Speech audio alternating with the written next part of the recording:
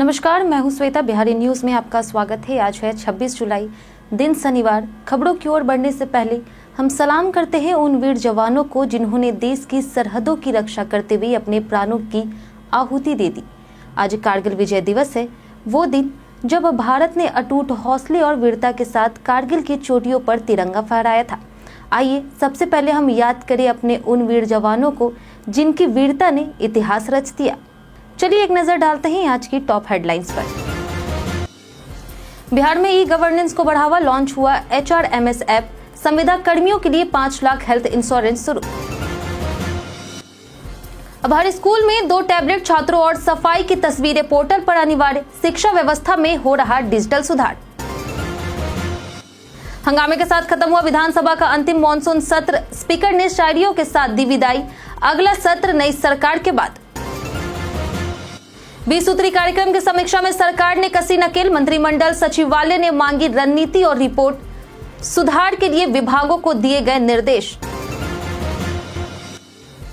भारत की passport ranking में बड़ी छलांग। हेनले इंडेक्स में 77वें स्थान पर पहुंचा भारत। अमेरिकी पासपोर्ट 10वें पायदान तक गिरा। इंस्टाग्राम पर आया फ्री गेम फीचर। स्क्रॉलिंग से बोर हुए यूजर्स को मिलेगा नया मजा। बस इमोजी भेजो और गेम खेलो। हार्दिक और बेटे अगस्त का क्रिकेट वाला क्यूट मोमेंट। बेटे अगस्त बना हार्दिक का क्रिकेट एक्सपर्ट। परिवार संग क्वालिटी टाइम बिता रहे हार्दिक। तो ये थी आज की टॉप हेडलाइंस। अब नजर डालते हैं उन 25 बड़ी खबरों पर जो आपके लिए जानना है जरूरी। ऑल इंडिया लिमिटेड भर्ती 2025 के 262 पदों पर मौका। ऑल इंडिया लिमिटेड ने ग्रेड 3, 5 और 7 के अंतर्गत 262 पदों पर भर्ती निकाली है। ऑनलाइन आवेदन की अंतिम तिथि 18 अगस्त 2025 है। आवेदन oil-india.com पर करना होगा। कुछ पदों के लिए 10वीं और फायर एंड सेफ्टी डिप्लोमा तो अन्य पदों के लिए 12वीं BSc नर्सिंग डिप्लोमा या हिंदी ऑनर्स डिग्री अनिवार्य है। आयु सीमा 18 से 38 वर्ष है। वहीं आरक्षित वर्गों को छूट मिलेगी। आवेदन शुल्क जनरल और OBC के लिए 200 रुपए है, जबकि SC, ST, EWS, PWBD पूर्व सैनिकों के लिए मुफ्त है।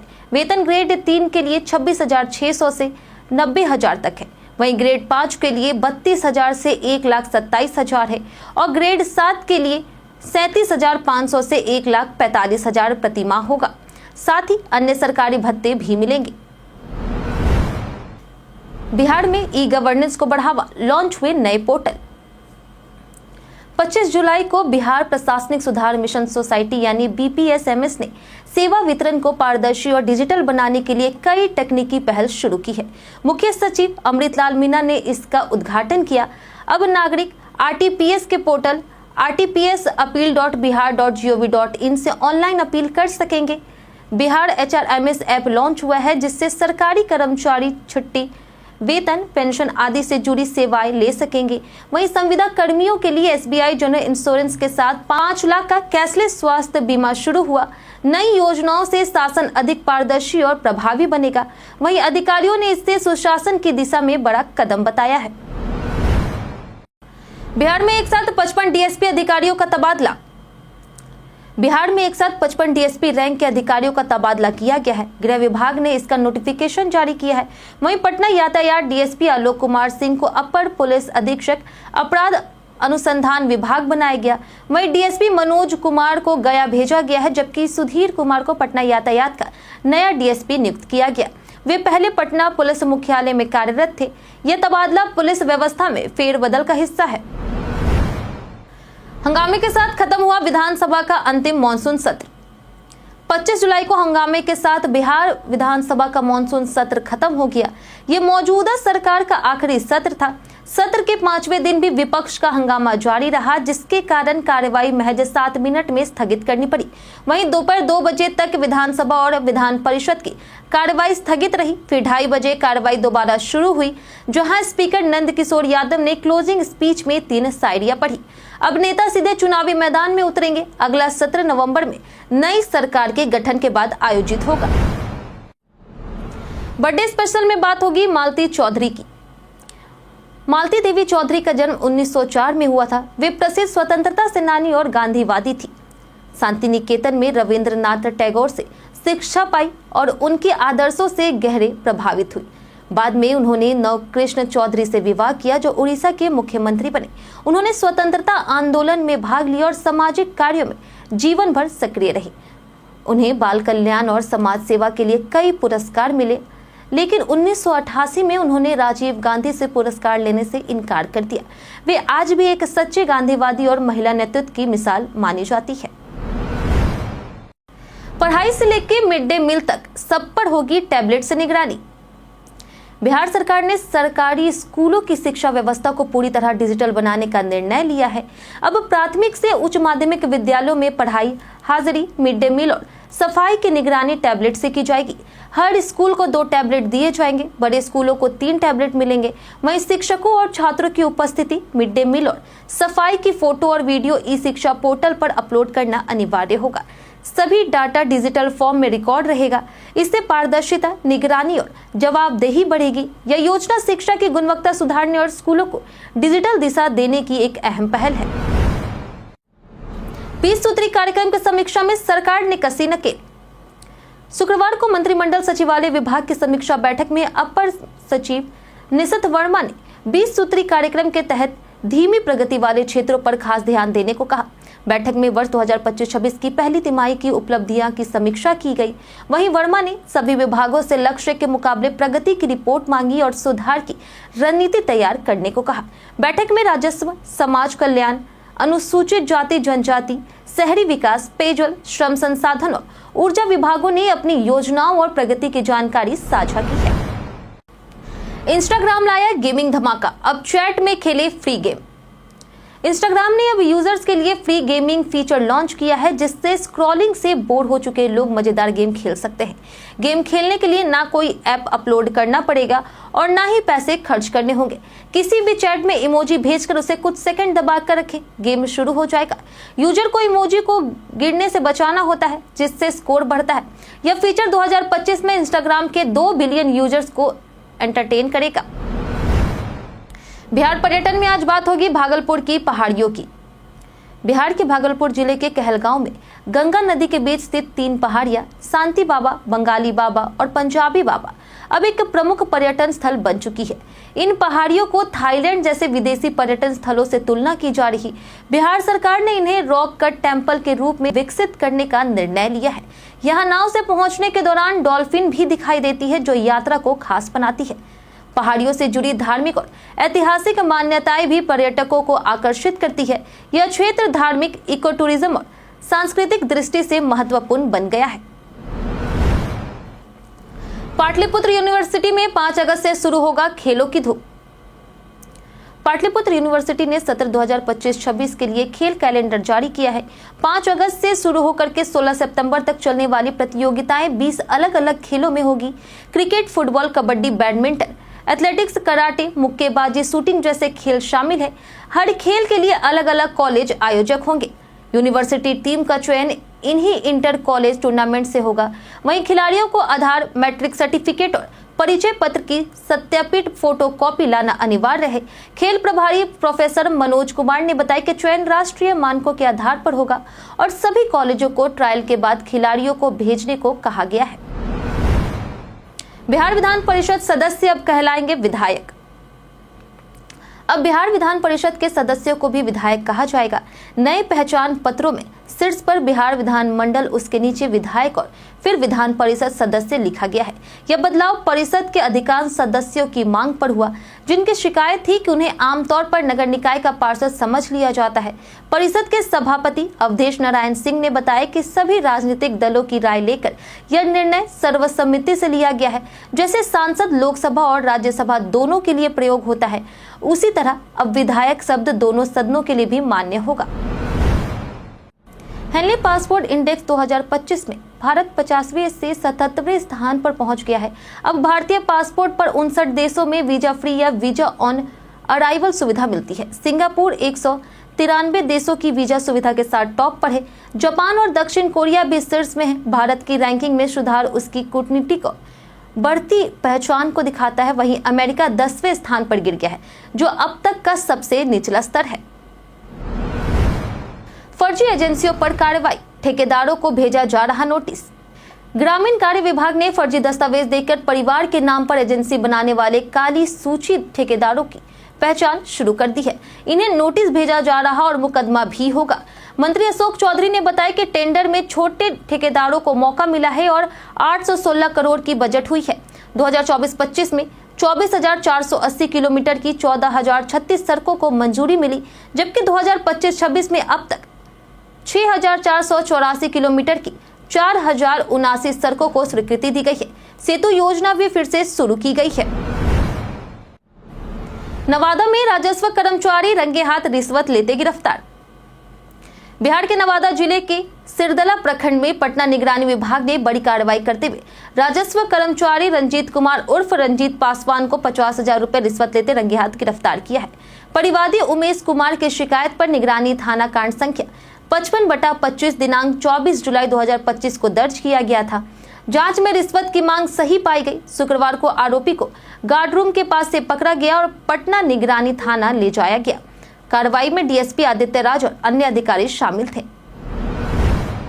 आज कैसा रहेगा बिहार के मौसम का मिजाज? मौसम विभाग के अनुसार अगले 3 से 4 दिनों तक राज्य के अधिकतर हिस्सों में अधिकतम तापमान में खास बदलाव की संभावना नहीं है। वहीं कुछ जगहों पर बारिश हो सकती है। खासकर राज्य के पश्चिमी और मध्य जिलों में 1-2 स्थानों पर गरज चमक और तेज हवा चल सकती है। आज के अधिकतम तापमान की बात करें तो यह 32 से 34 डिग्री सेल्सियस के बीच रहने का अनुमान है, जबकि न्यूनतम तापमान 26 से 28 डिग्री सेल्सियस के आसपास रह सकता है। कुल मिलाकर के मौसम हल्का और गर्म और कुछ क्षेत्रों में आंशिक बारिश वाला रह सकता है। मुजफ्फरपुर में 100 कार्टून शराब के साथ 7 तस्कर गिरफ्तार। मुजफ्फरपुर में उत्पाद पुलिस ने 100 कार्टून विदेशी शराब जब्त की है, जिसकी कीमत 10 लाख रुपए आंकी गई है। शराब एक पिकअप और 2 स्कॉर्पियो में ले जाई जा रही थी। स्कॉर्पियो पर पुलिस बोर्ड और बीएसएफ का स्टिकर लगा था। गुप्त सूचना के आधार पर सरैया थाना क्षेत्र के रेवा घाट में तीनों गाड़ियां पकड़ी गई। वहीं पिकअप में तहखाना बना करके शराब छिपाया गया था। यूपी और बिहार के 7 तस्करों को भी गिरफ्तार कर न्यायिक हिरासत में भेज दिया गया है। सभी वाहन जब्त कर आगे की जाँच की जा रही। पूर्णिया में बनेगा बिहार का तीसरा खादी मॉल। बिहार सरकार पूर्णिया के भट्टी चौक में राज्य का तीसरा खादी मॉल बना रहा, जिसकी लागत 6.64 करोड़ रुपए है।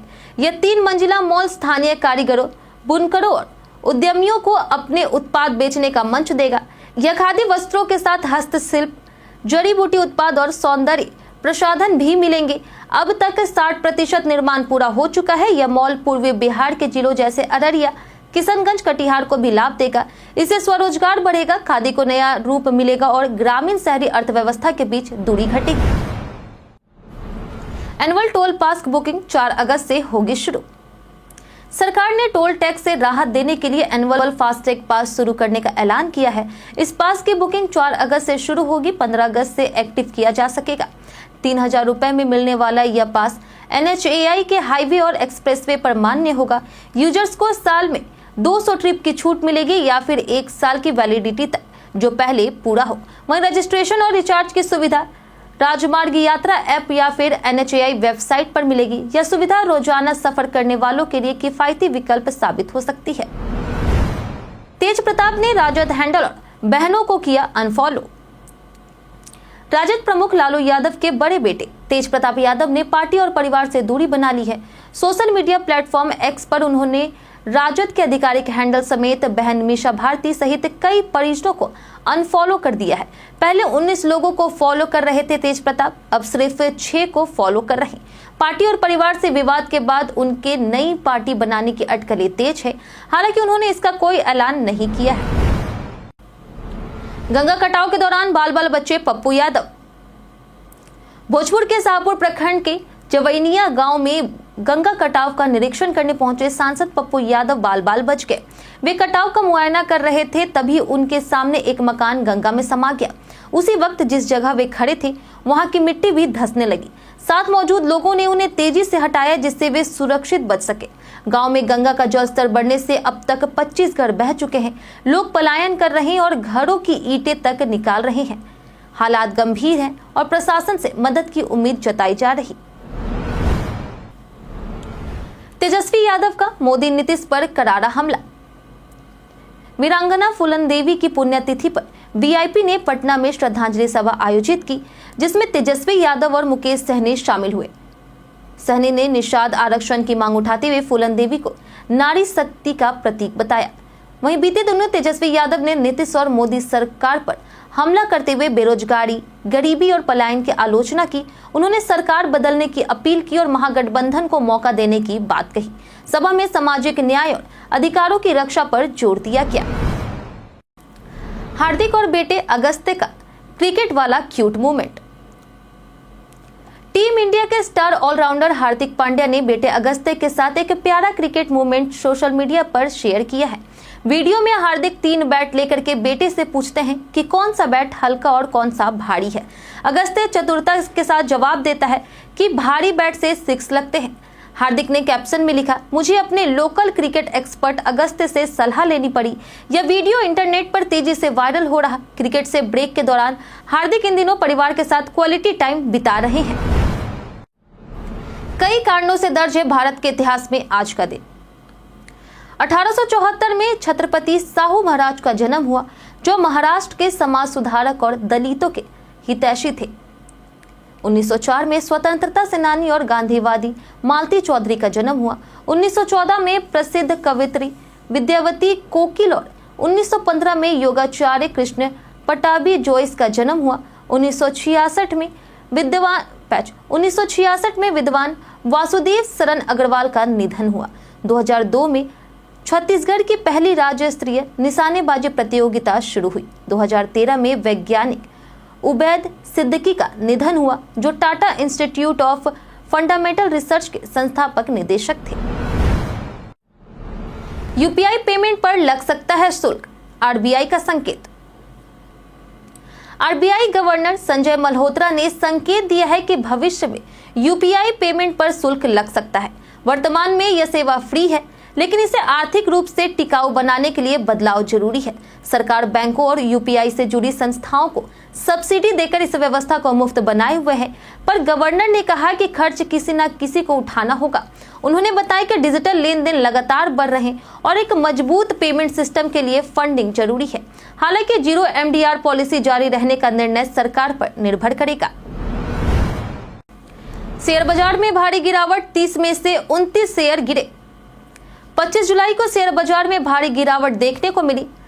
सेंसेक्स 721 अंक टूटकर 81,463.09 पर और निफ्टी 225 अंक से गिर करके 24,837 पर बंद हुआ।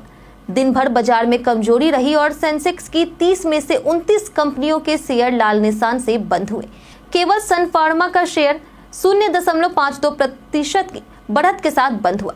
सबसे बड़ी गिरावट बजाज फाइनेंस में 4.78% रही। Power grid, tech Mahindra, Infosys और ट्रेंट जैसे शेयरों में भी 2% से ज्यादा गिरावट आई है।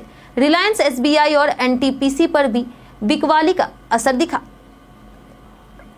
हम प्रतिदिन आपसे 5 ऐसे जरूरी सवाल और उसके जवाब बताएंगे जो कि बीपीएससी, बिहार पुलिस, दरोगा समेत एसएससी जैसे अन्य प्रतियोगी परीक्षाओं में काम आएंगे। सवाल इतिहास, बिहार स्पेशल, विज्ञान, करंट अफेयर्स और भूगोल से रहेंगे। पूछे गए 5 सवाल में आपने कितना सही उत्तर दिया है, यह हमें कमेंट करके जरूर बताएं। बिहार में किस धर्म का सर्वाधिक पालन किया जाता है? ऑप्शन ए है बौद्ध धर्म, ऑप्शन बी है इस्लाम, ऑप्शन सी है हिंदू धर्म या फिर ऑप्शन डी जैन धर्म। इसका सही उत्तर है ऑप्शन सी हिंदू धर्म। हमारा दूसरा सवाल है कि विक्रमशिला विश्वविद्यालय की स्थापना किसने की? ऑप्शन ए है देवपाल, ऑप्शन बी है धर्मपाल, ऑप्शन सी है अशोक या फिर ऑप्शन डी महेंद्रपाल। इसका सही उत्तर है ऑप्शन बी धर्मपाल। हमारा तीसरा सवाल है कि इनमें से किस जिले को बिहार का पहला धूम्रपान मुक्त जिला घोषित किया गया? ऑप्शन ए है गया, ऑप्शन बी है भागलपुर, ऑप्शन सी है पटना या फिर ऑप्शन डी मुंगेर। इसका सही उत्तर है ऑप्शन डी मुंगेर। हमारा चौथा सवाल है कि इनमें से किस शहर में वर्ल्ड फूड इंडिया के 4थे संस्करण का आयोजन किया जाएगा? ऑप्शन ए है पटना, ऑप्शन बी है नई दिल्ली, ऑप्शन सी है भोपाल या फिर ऑप्शन डी अहमदाबाद। इसका सही उत्तर है ऑप्शन बी नई दिल्ली। हमारा आखिरी सवाल है कि इनमें से किस देश के वैज्ञानिकों ने CO2 को भोजन में परिवर्तित करने की विधि विकसित की है? ऑप्शन ए है चीन, ऑप्शन बी है जर्मनी, ऑप्शन सी है भारत या फिर ऑप्शन डी जापान। हमारा सही उत्तर है ऑप्शन ए चीन। बीते दिन हमारे द्वारा पूछे गए सवाल का जवाब आप लोगों में से बहुत लोगों ने हमारे कमेंट बॉक्स सेक्शन में लिख कर दिया है। जिन्होंने हमारे द्वारा पूछे गए सवाल का जवाब दिया है उनके नाम है धनंजय दुबे, मेहताब आलम, राकेश कुमार, महेश दास, टिंकू कुमार, अजय राय, मुन्ना प्रसाद, राजकिशोर, दीपक कुमार, अब्दुल मनान, राजकुमार यादव, राजेश कुमार, शांति कुमारी, शंभू कुमार, अनवर करीम खान, प्रदीप पंडित, रंजय तिवारी, शिव शक्ति, विवेक कुमार, रंजित मिश्रा, राजीव कुमार, विजय घायल, विकास यादव, नौशाद रजा, वरुण कुमार, रंजीत सिंह, चंदन कुमार, बबलू यादव, सोनाली कुमारी, जितेंद्र ठाकुर, पिंकी कुमारी, मनोज कुमार, पंकज दास, श्वेता रॉय और विवेक पासवान। इसी के साथ बढ़ते हैं आज के सवाल की ओर और आज का सवाल है कि आपको लगता है कि आज देशभक्ति सिर्फ सोशल मीडिया पोस्ट और हैशटैग तक सिमट गई है? आप अपना जवाब हमें हमारे कमेंट सेक्शन में लिखकर जरूर बताएं। आज के लिए इतना ही। बिहार के तमाम खबरों के साथ बने रहने के लिए देखते रहे बिहारी न्यूज और साथ ही अगर आप यूट्यूब चैनल पर देख रहे हैं तो चैनल को सब्सक्राइब करें और अगर आप फेसबुक पेज पर देख रहे हैं तो लाइक और फॉलो जरूर करें।